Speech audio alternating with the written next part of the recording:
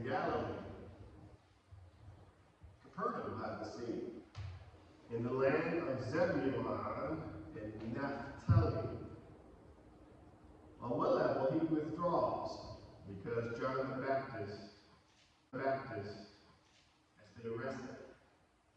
On another level, according to Matthew, he has fulfilled a prophecy.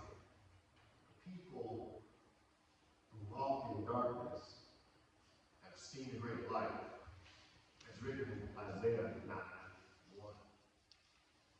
Here in Matthew, the people who sat in darkness now have seen a great light.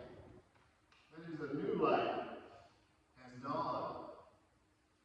Zebulun and Naphtali, two places in the northern kingdom, captured by Syria, have been now delivered. And light has dawned and has broken through.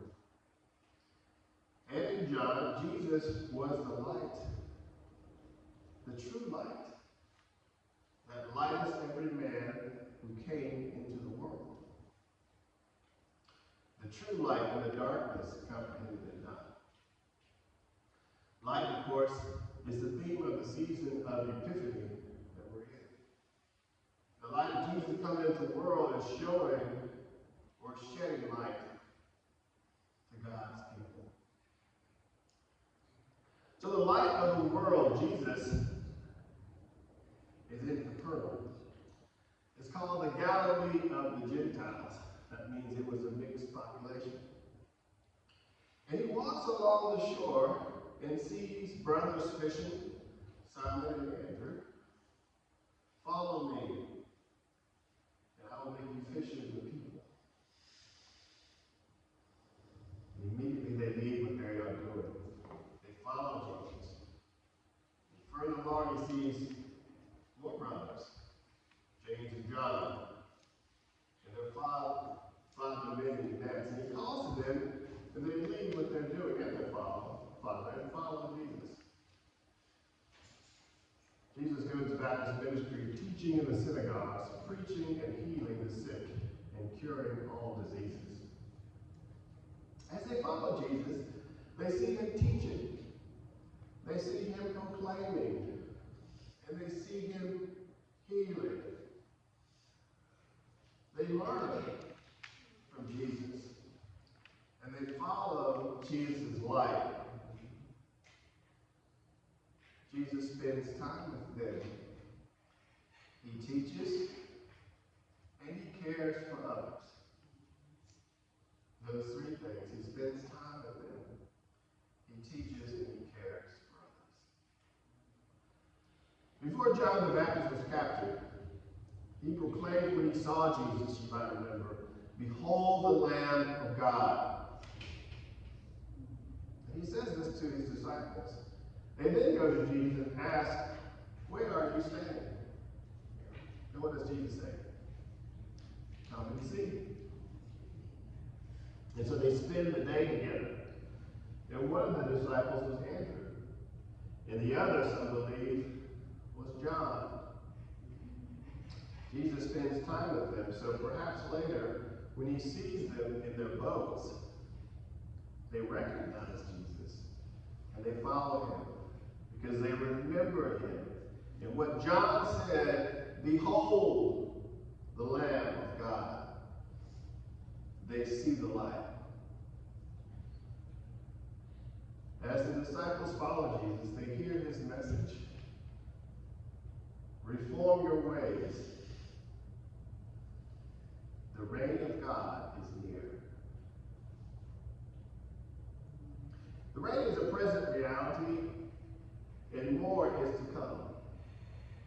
And they witness Jesus teaching and proclaiming the good news. You too are ministers of the church. Each and every one of you. And you as ministers of the church, along with deacons, priests, and bishops, are to represent Christ and his church. And to bear witness wherever you are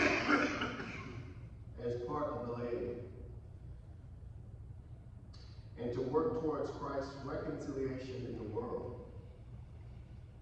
That's in the Catechism. That is, bringing others to Christ.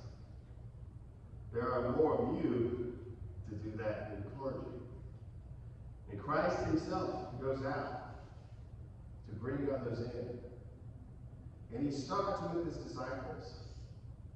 Also, as Christ, as part of Christ's ministry on earth, you are his eyes, hands, and feet.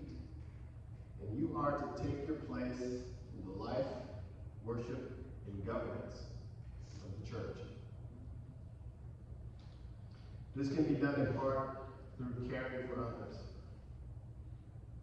Maybe calling on others that you haven't seen in a while.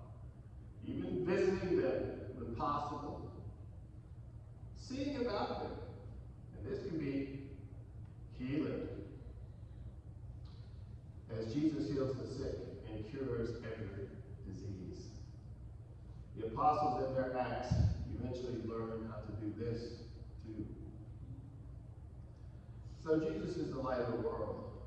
He shows his disciples by word and example how to be fishers of people by spending time with others, proclaiming the good news through teaching and preaching and caring for others as he went about healing.